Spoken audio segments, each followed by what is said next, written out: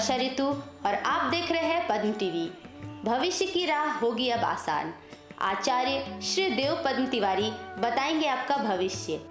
नमामि शमीशान निर्वाण रूपम विभुव्यापकं ब्रह्मवेद स्वरूपम। नमस्कार मित्रों, आज के इस ज्योतिष के प्रोग्राम में हम लोग ग्रहों पर चर्चा की श्रृंखला शुरू कर रहे हैं। इसमें पहले ग्रह की बात करेंगे, वो ग्रह है शुक्र। तो हम लोग शुक्र के बारे में इस वीडियो में चर्चा करते हैं। सबसे पहले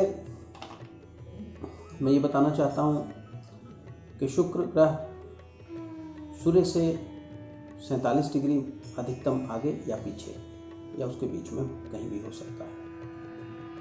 शुक्र ग्रह अगर ज्योतिष में देखें तो 2 राशियों का मालिक होता है। पहली राशि है वृष राशि टॉरस, दूसरी है तुला राशि लिब्रा। अब हम लोग अगर अपने वैदिक के हिसाब से देखें तो शुक्र सब अति शुभ ग्रहों में से एक है और ये सभी सुखों का दाता है। अगर कहा जाए तो हमारे जितने भी सुख जिन चीज़ों से प्राप्त होती है वो सारे शुक्र के आधिपत्य में है। इस वजह से आपका सारा भोजन, आपकी सारी इंटरटेनमेंट इंडस्ट्री, ये सारी शुक्र के आधिपत्य में आती है। अब अगर हम लोग देखना चाहें तो शुक्र हमेशा सूर्योदय से 4 घंटे पूर्व पूर्वी क्षितिज में और सूर्यास्त के 4 घंटे बाद पश्चिमी क्षितिज में चमकता है। इस वजह से इसको सबसे ज़्यादा चमकता तारा भी कहा गया है। शुक्र को अगर हम अपनी पौराणिक कथाओं, वेदों, ग्रंथों के हिसाब से देखें तो शुक्र योग साधना, तंत्र मंत्र के सर्वज्ञाता है।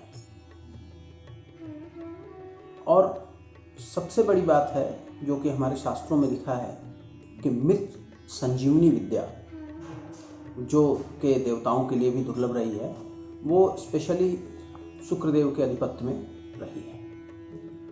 इसके लिए इन्होंने अति कठिन परिश्रम किया है, अति कठिन साधनाएं की हैं और उसके बाद इनको ये प्राप्त हुआ।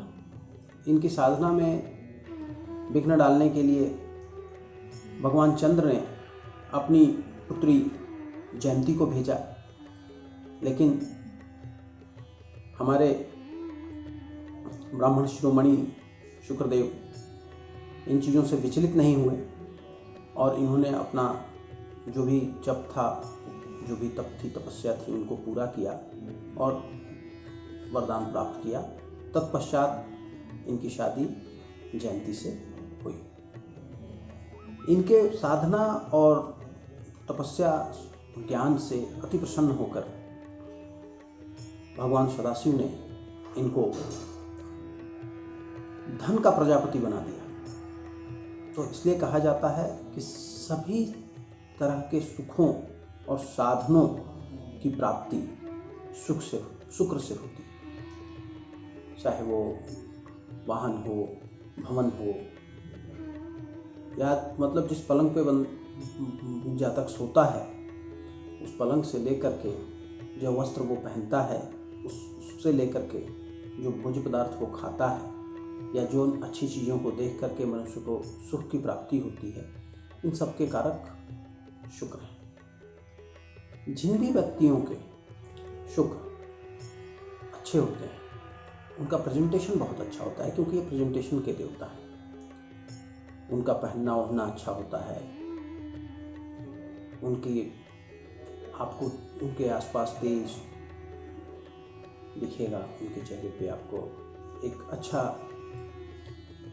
तेज और तपस्या दिखेगी। आप अगर देखें तो सबसे बड़ी बात यह है कि शुक्र ग्रह को हम लोग सुख, सुविधा, धन संपत्ति, इन सारी चीज़ों से जोड़ के देखते हैं। पुरुष के लिए वैवाहिक जीवन का कारक शुक्र होता है। जिस भी पुरुष में यानी मैनलीनेस, मैनलीहुड या मैनहुड जिसको कहा जाए, उसके कारक शुक्रदेव होते हैं। अब यहाँ पे चर्चा ये करते हैं कि हम लोग कि शुक्र को कैसे अच्छा किया जा सकता है। अगर किसी के कुंडली में शुक्र स्वतः बहुत अच्छे हैं, बहुत अच्छे बैठे हैं, तो वो पता नहीं कोई कार्य करे ना करे, लेकिन उसके पास अच्छे वस्त्र, अच्छा भोजन, अच्छी सुविधाएं, अच्छी गाड़ियाँ, इन सारी चीज़ों का वो उपभोग उसको मिलता ही रहेगा किसी भी तरह से, किसी अन्य रास्तों से। लेकिन जिनके भी कुंडली में शुक्र कमजोर है, वो बलवान नहीं है या शत्रु क्षेत्री हैं या नीचे के बैठे हैं, जैसा कि हम सब जानते हैं कि मीन राशि, गुरु बृहस्पति की राशि, काल पुरुष की कुंडली की 12वीं राशि में शुक्र सबसे उच्च के होते हैं, और 6वीं राशि यानी वर्गो, बुध की राशि, उसमें वो नीच के होते हैं। अब अगर किसी की कुंडली में शुक्र बलवान स्थिति में नहीं है, कमजोर है, तो उसको कैसे बलवान किया जाए? क्योंकि जीवन में भोजन हो या सुख सुविधाएं हों या इस तरह की चीज़ें सभी को चाहिए, और वो कैसे प्राप्त करेंगे? तो उसके लिए आपको शुक्र को बलवान करना पड़ेगा। अब शुक्र को बलवान करने के उपाय तो हजारों हैं, लेकिन मैं यहाँ कुछ चंद रामबाण उपायों की चर्चा करने जा रहा हूँ, जिसको जो भी जातक अपनाएगा या उसको उपायों को करेगा, उसको शीघ्र अतिशीघ्र फायदा मिलेगा और काफ़ी ही अच्छा फायदा मिलेगा। अगर देखें तो शुक्र आपको साफ सुथरा रहना, अच्छा मतलब महंगा नहीं, ऐसा नहीं कि कोई बहुत पैसा खर्च कर दें या बहुत महंगी चीज़ें पहन लें। जो भी पहने, जो भी करें, वो साफ सुथरा हो, करीने से हो, ठीक से हो,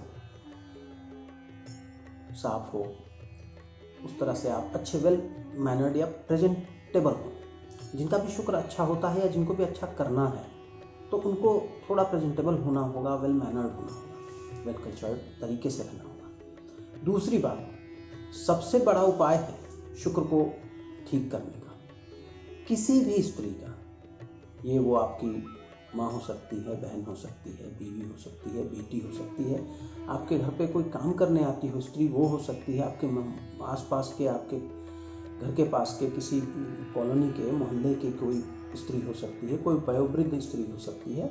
स्त्रियों का सम्मान करें और स्त्रियों का आदर करें। इससे आपका शुक्र अति बलवान होते चले जाएंगे उत्तरोत्तर, but it will take time. उसके अलावा शुक्रवार को आप माँ लक्ष्मी की प्रतिमा या फोटो जिसमें कमल के फूल के ऊपर माँ लक्ष्मी बैठी हों, खड़ी ना बैठी हों, और उनके हाथ से धन निकल रहा हो, उस प्रतिमा की पूजा की जाए और उस पर अगरू या इत्र, इस तरह की चीज़ों को समर्पित किया जाए, और तन मन धन से, श्रद्धा से, जो भी आपकी सामर्थ्य है उसको पूरी तरह से अर्पित करके, समर्पित करके, क्योंकि ईश्वर तो भाव के भूखे हैं, किसी और चीज़ की ज़रूरत उनको है नहीं, तो पूरी भावना से, पूरी तल्लीनता से अगर उनकी पूजा की, अर्चना की जाए, तो वो प्रसन्न होते हैं।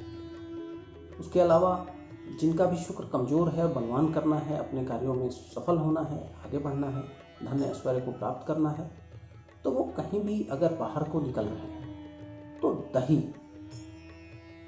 में कुछ भी मीठा मिला के और दही को, उसका सेवन करके अगर आप निकलेंगे, तो आपका शुक्र दिन प्रतिदिन अति बलवान होता चला जाएगा। इसके अलावा एक और छोटा सा प्रयोग कर सकते हैं जो अच्छा है, महत्वपूर्ण है। थोड़ा बहुत इत्र या परफ्यूम या सेंट या किसी भी सुगंधित चीज़ का आप अपने ऊपर छिड़काव करें, अपने ऊपर लगाएं। इससे भी शुक्र आपका उत्तरोत्तर बलवान होता चला जाएगा। शुक्र को बलवान करने के लिए आप श्रावण मास में भगवान शिव के ऊपर अगरू चढ़ा सकते हैं। बेलपत्र गंगा जल के साथ स्नान करा के अगरू चढ़ा के और चंदन का लेप करें। इससे भी शुक्र को बहुत बल मिलता है। वैसे तो शुक्र के अधिदेवता भगवान इंद्र हैं, परंतु शिव जी की पूजा करने से श्रावण मास में भी आपको शुक्र का बल मिलेगा। और हमेशा के लिए आप माँ लक्ष्मी की पूजा करें और उनको इत्र अर्पित करें, उनको मिठाई सुगंधित पुष्प दें, तो उससे भी आपके शुक्र मजबूत होंगे। बाकी अगर शुक्र से संबंधित किसी भी तरह की कोई और जानकारी आप लोगों को चाहिए या कुछ और आप जानना चाहते हैं, कोई उपाय जानना चाहते हैं, तो उसके लिए आप निसंकोच जानकारी प्राप्त कर सकते हैं। मुझे लगता है कि ये इस चैनल के माध्यम से जो हमने आपको आज दिया है, ये शुक्र के बारे में उपाय और जो जानकारियाँ, वो आपके काम आएंगी और आप इसका लाभ उठाएं। शुक्र से संबंधित अगर किसी भी तरह की कोई भी जानकारी आपको चाहिए तो आप कमेंट बॉक्स में लिखें और हम लोग उसका समाधान, उसका उत्तर आपको यथाशीघ्र देने की कोशिश करेंगे। तो पद्म टीवी को सब्सक्राइब करें, शेयर करें एंड लाइक करें और ज़्यादा जानकारी के लिए स्क्रीन पे दिए गए नंबर पर आप संपर्क कर सकते हैं।